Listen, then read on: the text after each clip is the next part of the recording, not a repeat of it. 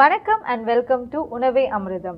இந்த வாரம் முழுக்க உடல் சோர்வை நீக்கக்கூடிய உணவு வகைகளை தான் பார்த்துட்டு வரோம். அந்த விதத்தில் இன்னைக்கு என்ன உணவு வகை அப்படின்றது டாக்டர் கிட்டே கேட்டு தெரிஞ்சுக்கலாம் வாங்க. வணக்கம் டாக்டர். வணக்கம். டாக்டர், நேற்று ரொம்பவே சூப்பராக இருந்தது. நேற்று நான் அந்த டிஷ் வீட்டுக்கு போய் நான் ட்ரை பண்ணிட்டு வந்தேன்.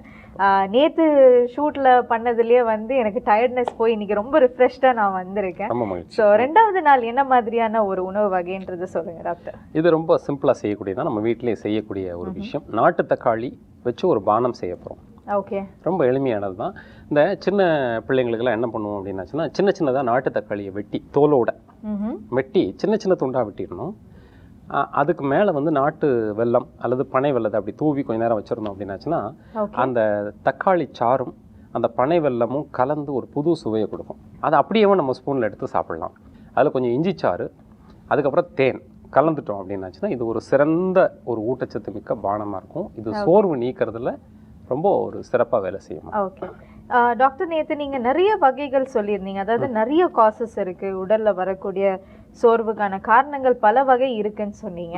ஸோ இன்னைக்கு இந்த பானம் எந்த தரமான அந்த சோர்வை நீக்கும் டாக்டர்? பொதுவாக நம்ம இந்த வாரத்தில் செய்து காட்டக்கூடிய 5 உணவு வகைகளுமே குறிப்பிட்ட ஏதாவது ஒன்றை மாத்திரம் தீக்கிறது அப்படின்றது இல்லை. எல்லா சோர்வையும் நீக்கிற மாதிரி தான் நம்ம 5 எடுத்துருக்குறோம். ஆனால் ஒன்று ஒரு விதத்தில் நம்ம உதவியாக இருக்கும், ஹெல்ப் பண்ணுது. இப்போ நேற்று செஞ்சு காமிச்சு அந்த அமுக்கரா தேநீருங்கிறது உடல் வலியை தொடர்பாக வரக்கூடிய அந்த சோர்வை நீக்கும் அப்படிங்கிறது நமக்கு தெரியுது. இன்னைக்கு செஞ்சு காமிக்கக்கூடிய இந்த நாட்டு தக்காளி தோலோட விதையோட இதெல்லாம் சேர்த்து செய்யக்கூடிய இந்த நாட்டு தக்காளி அப்படிங்கிறது இரத்த சோகைன்னு சொல்லக்கூடிய அனீமியாவை நீக்கி அதன் மூலமாக நாள்பட உடம்பு சோர்வு இல்லாமல் தடுக்கிறதுக்கு உள்ள வழிகளை அது காட்டும். Okay doctor. ஸோ சில பேருக்கு இந்த தக்காளியோட ஸ்மெல் பிடிக்காது டாக்டர். அந்த தக்காளி ஸ்மெல் பிடிக்காதவங்களுக்கு இதில் ஏதாச்சும் ஆடட் ஃப்ளேவர் அந்த மாதிரி போடலாமா? அது நல்லதா அப்படின்னு கொஞ்சம் சொல்லுங்க. இல்லை, பொதுவாகவே இந்த இஞ்சி சாறு சேர்க்கும் போது, பனை வெல்லம் சேர்க்கும் போது, தேன் சேர்க்கும் போது அதனுடைய தன்மை மாறிடும். அந்த சுவையும் சரி, அதனுடைய அந்த ஃப்ளேவரும் மாறிடும். ஓகே, அதனால் அது ஒன்றும் பெரிய பிரச்சனை இருக்க போகிறது இல்லை. வேறு எதுவும் சேர்க்கணும்னா இயற்கையான பொருட்கள், அவங்களுக்கு விரும்பின பொருட்கள், ஏலக்காய் சேர்க்கலாம், சுக்கு பொடி சேர்க்கலாம், அதுக்கப்புறம் கருவேப்பிலை இதில் சேர்த்துக்கலாம். வேறு என்ன மிளகு தூள் வேணும்னா மிளகு தூள் சேர்த்துக்கலாம். இந்த மாதிரி இதனுடைய தன்மை, அடிப்படை தன்மை நம்ம எதுக்காக செய்கிறோமோ அதனுடைய தன்மை மாறாமல் வேறு சேர்க்கலாம்.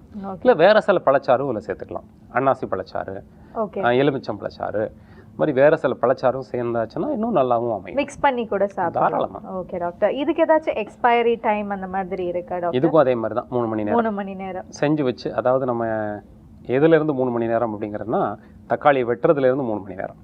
ஓகே, நல்லங்க வச்சுக்க வேண்டியது. செஞ்சு முடிச்ச பிறகு 3 மணி நேரம் இல்லை. தக்காளி தோலோடு இருக்கிற வரைக்கும் அது எவ்வளோ நேரம் வேணாலும் கெட்டு போயிடும், கெட்டு போகாமல் இருக்கும். வெட்டிட்டோம் அப்படின்னாச்சுன்னா அதை 3 மணி நேரத்துக்குள்ள நம்ம சாப்பிட்றணும். அதனால வெட்டுற டைமை கணக்கு பண்ணிக்கோங்க. அதுக்கப்புறம் செஞ்சு முடிச்சு வச்சிருந்துட்டு அதுக்கப்புறம் ஒரு 2 மணி நேரம் வரைக்கும் கெட்டு போகாமல் இருக்கும். Okay doctor. ஸோ இந்த பானத்தை எப்படி செய்யறதுன்னு நான் மக்களுக்கு காமிச்சிட்டு செஞ்சுட்டு வந்துருக்கோம். ஓகே நேயர்களே, நாட்டு தக்காளி பானம் எப்படி செய்யறதுன்னு பார்க்கலாம் வாங்க. உடல் சோர்வை நீக்கக்கூடிய நாட்டு தக்காளி பானம். ஸோ இந்த நாட்டு தக்காளி பானத்தை எப்படி செய்யறதுன்னு பார்க்கலாம் வாங்க. நாட்டு தக்காளி பானம் செய்ய தேவையான பொருட்கள்: நாட்டு தக்காளி, பனை வெல்லம், இது 2த்தையும் அரைச்சி வச்சிருக்க சாறு, இஞ்சி சாறு, தேன். ஸோ நாட்டு தக்காளி பானம் செய்ய தேவையான பொருட்கள்லாம் என்னென்னு பார்த்துட்டோம். ஸோ அடுத்தது இது எப்படி செய்கிறதுன்னு பார்க்கலாம். ஸோ ஒரு கண்டெய்னர் எடுத்துக்கோங்க.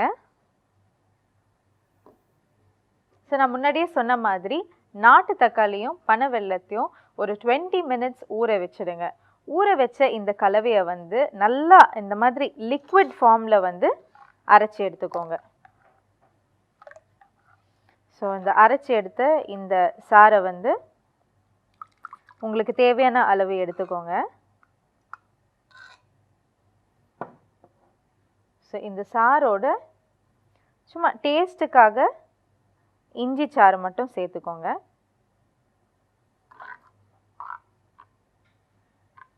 சுவைக்காக உங்களுக்கு தேவையான அளவு தேன் இதோட ஆட் பண்ணிக்கோங்க.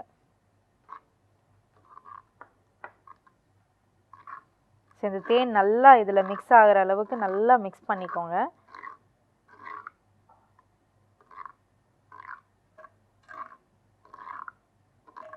ஸோ ஸோ தேன் நல்லா இதோட மிக்ஸ் பண்ணியாச்சு. ஸோ உடல் சோர்வை நீக்கக்கூடிய நாட்டு தக்காளி பானம் ரொம்ப சிம்பிள் மெத்தடில் இங்கே ரெடி ஆயிடுச்சு. ஸோ இந்த சிம்பிள் மெத்தட்னாலேயே வந்து கண்டிப்பாக உங்களுக்கும் ரொம்ப ஈஸியாக இருக்கும்னு நினைக்கிறேன். எப்போயாவது ஆஃபீஸ் போயிட்டு வரும்போது ரொம்ப டயர்டாக ஃபீல் பண்ணுறீங்கன்னா டக்குன்னு ஒரு தக்காளி எடுங்க, ஒரு 10 மினிட்ஸ் ஊற வச்சு நீங்கள் ஃப்ரெஷ்ஷன் ஆகி வர்றதுக்குள்ளே அது ஊறிடும். அரைச்சி தேனை மிக்ஸ் பண்ணி இஞ்சி சாறை மிக்ஸ் பண்ணி ரெடி பண்ணி நீங்கள் சாப்பிடுங்க. உடனடியாக வந்து நீங்கள் ரிஃப்ரெஷ்ட் ஆகிடுவீங்க. ஸோ வீட்டில் ட்ரை பண்ணுங்கள். ஸோ நேர்களே, நாட்டு தக்காளி பானம் எப்படி செய்கிறதுன்னு பார்த்தீங்க. நேற்று செஞ்ச அந்த டிஷ்ஷை வந்து நான் வீட்டில் போய் ட்ரை பண்ணேன். ஆனால் இன்றைக்கி செஞ்சது நான் இப்போவே ட்ரை பண்ணிட்டேன். ரொம்பவே இன்னும் சூப்பர் எனர்ஜெட்டிக்காக இருக்கேன். கண்டிப்பாக நீங்களும் வீட்டில் ட்ரை பண்ணுங்கள். அடுத்ததாக நேர்களோட கேள்விகள் என்கிட்ட இருக்குது. ஸோ அது டாக்டர் கிட்டே கேட்டு தெரிஞ்சுக்கலாம். டாக்டர், ஸ்வாதி திண்டுக்கல்ல இருந்து எழுதியிருக்காங்க. அவங்களுக்கு வந்து கழுத்துக்கிட்ட வலி இருக்கு, அதே மாதிரி லெஃப்ட் ஹேண்ட் வந்து மறுத்து போகுது அப்படின்னு சொல்றாங்க. இது எதனால அண்ட் இதுக்கு ஏதாவது மருத்துவ வழிமுறை இருக்கா அப்படின்னு கேட்டு எழுதியிருக்காங்க. பொதுவாக இந்த மாதிரி வர்றதுக்கான ரொம்ப முக்கியமான காரணம் அப்படிங்கிறது வந்து அந்த செர்விக்கல் ஸ்பாண்டிலோசிஸ்ன்னு ஆங்கிலத்தில் சொல்லுவாங்க. ஓகே. தமிழில் சகனவாதம்னு அதுக்கு பேர். கழுத்து, முதுகு பகுதி, அதுக்கப்புறம் கை பகுதி, தலை இதெல்லாம் மரத்து போகிறதுக்கு சித்தர்கள் சகனவாதம்னு சொல்கிறாங்க. இக்கால மருத்துவர்கள் அதை வந்து செர்விக்கல் ஸ்பாண்டிலோசிஸ்ன்னு சொல்கிறாங்க. இது என்ன அப்படின்னாச்சுன்னா கழுத்து எலும்புகளுக்கு இடைவெளி குறைஞ்சி போகிறது, அந்த இடைவெளியில் இருக்கக்கூடிய அந்த ஜவ்வு பிதுங்கி வெளியில் வர்றது, அல்லது அந்த இடைவெளியில் இருக்கக்கூடிய அந்த எலும்புகளில் புது குருத்து எலும்புகள் வளருது, அந்த கழுத்து எலும்பினுடைய ஆங்கிள் அது வந்து ஸ்ட்ரெயிட் ஆயிடுது, லாஸ் ஆஃப் லார்டோசிஸ்ன்னு சொல்லுவாங்க. அந்த மாதிரி நிலைகள்லாம் மாறினதுனால இந்த பிரச்சனை. இது பெரும்பாலும் தொழில் சார்ந்து வரக்கூடியதாக இருக்கும். சிலருக்கு பிறவிலே இருக்கக்கூடிய சின்ன சின்ன குறைபாடுகள்னால இந்த மாதிரி வரலாம். இவங்க இந்த மாதிரி நிலையில் இருக்கிறது, இதை மாற்றுறதுக்கு என்ன பண்ணலாம் அப்படின்னாச்சுன்னா சில தைலங்கள் இருக்குது. ஓகே. சித்த மருந்து கடைகளில் கிடைக்கக்கூடிய காயத்திருமேனி தைலம், சிட்ராமுட்டி தைலம், இந்த மாதிரியான தைலங்களை தலையில் தேய்ச்சி கழுத்து முதுகில் எல்லாம் நல்லா தடவி கையிலையும் நல்லா வேறு யாராவது தான் ஒருத்தங்க வந்து மசாஜ் பண்ணி ஒரு அரை மணி நேரம் ஊற வச்சு வெந்நீரில் குளிக்கணும். இந்த சிட்ராமுட்டி மடக்கு தைலம்னு ஒரு தைலமும் கிடைக்கும். சிட்ராமுட்டி வேர் கஷாயத்தெல்லாம் போட்டு செய்யக்கூடிய ஒரு தைலம். இது சித்த மருந்து கடைகளில் கிடைக்கும். இதை தேய்ச்சி ஒரு 3 நாள் குளித்தாலே இந்த வலியிலேருந்து அவங்களுக்கு நிவாரணம் கிடைக்கும். அதே தைலத்தை உள்ளுக்கும் குடிக்கலாம். இது இந்த வியாதி இருக்கிறவங்க தான் பயன்படுத்தணும்னு இல்லை. பொதுவாக புத்துணர்ச்சி வர்றவங்க, வேணும்னு நினைக்கிறவங்க, அதே மாதிரி உடல் சோர்வு நீங்கணும்னு நினைக்கிறவங்க, ரொம்ப அதிகமாக ட்ராவல் பண்ணுறவங்க, இவங்களுக்கெல்லாம் அந்த முதுகு தண்டை வந்து சீர்படுத்தி வச்சுருக்கிறதுக்காக இந்த தைல குளியல் அப்படிங்கிறது ரொம்ப முக்கியமானதாக இருக்குது. இவங்க பண்ணாங்கன்னா இதுலேருந்து அவங்க விடுபடலாம். இதுலேயும் அவங்களுக்கு மரத்து போகிறது வலி குறையலை அப்படின்னாச்சுன்னா பக்கத்தில் சித்த மருத்துவரை பார்க்கலாம். ஸோ அந்த தைலம் குடிக்கலாம் கூட சொல்கிறீங்கல்ல டாக்டர்? அதாவது சில தைலங்கள் எண்ணெய் வகைகளை வந்து குடித்தாலே வந்து இந்த மோஷன் ப்ராப்ளம் அப்படியெல்லாம் ஆகும். அதாவது ஸ்டமக் க்ளீன் ஆகுற மாதிரி மோஷன் வரும்.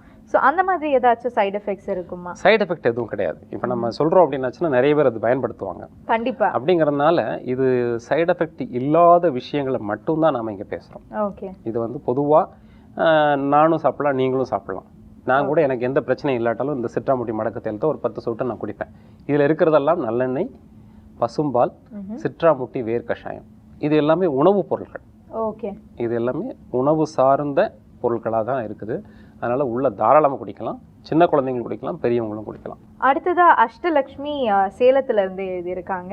அவங்களுக்கு வந்து ஒயிட் பேட்சா வந்து உடம்புல வருது, அது என்னவா இருக்கும் அப்படின்ற ஒரு வருத்தத்துல எழுதியிருக்காங்க. அண்ட் அதுக்கு ஏதாவது மெடிசினல் ட்ரீட்மெண்ட் இருக்கான்னு கேட்குறாங்க டாக்டர். இந்த வெண்புள்ளி அல்லது வெண்படை அப்படின்னு சொல்லக்கூடியது விட்டிலிகோன்னு ஆங்கிலத்தில் சொல்லுவாங்க. இது வரதுக்கான காரணமாக இக்கால அறிவியல் என்ன சொல்லுது அப்படின்னாச்சுன்னா ஆட்டோ இம்யூனிட்டி. நம்மளுடைய எதிர்ப்பாற்றல் நம்ம உடம்புக்கு எதிராகவே செயல்படக்கூடிய ஒரு நிலை. இந்த எதிர்ப்பாற்றல் குறைபாடு அல்லது மாறுபாடு பல பிரச்சனைகளை ஏற்படுத்து உடம்புல. அதில் ஒரு பிரச்சனையாக தான் இந்த விட்டிலிகோவை பார்க்குது. உடம்புல இந்த வெள்புள்ளி இருக்கக்கூடிய அந்த பகுதிகளில் பார்த்தீங்கன்னா இதில் உடலில் உள்ள வேறு எந்த பிரச்சனையுமே இருக்காது. இதை பார்க்குறதுக்கு கொஞ்சம் அருவருப்பாகவும் ஒரு வித்தியாசமாகவும் தெரிகிறது தவிர வேறு ஒன்றும் இதில் ஒரு பயப்பட வேண்டிய விஷயம் இல்லை. ஆனால் இதை மாற்றுறதுக்குன்னு சொல்லிட்டு நிறைய சித்த மருந்துகள் இருக்குது. அதில் அடிப்படையில் என்ன காரணத்தினால சிலருக்கு வந்துருந்துச்சுன்னா ஏதாவது ஒரு காரணம்.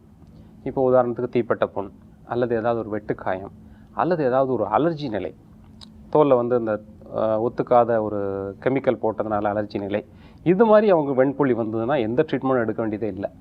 தன்னாலவே அந்த இயல்பு தோல் வந்துடும். ஆனால் இது இல்லாமல் இந்த ஆட்டோ இம்யூனிட்டி அப்படிங்கிற நிலை வந்தால் மட்டும் அதை மாற்றக்கூடிய நிறைய சித்த மருந்துகள் இருக்குது.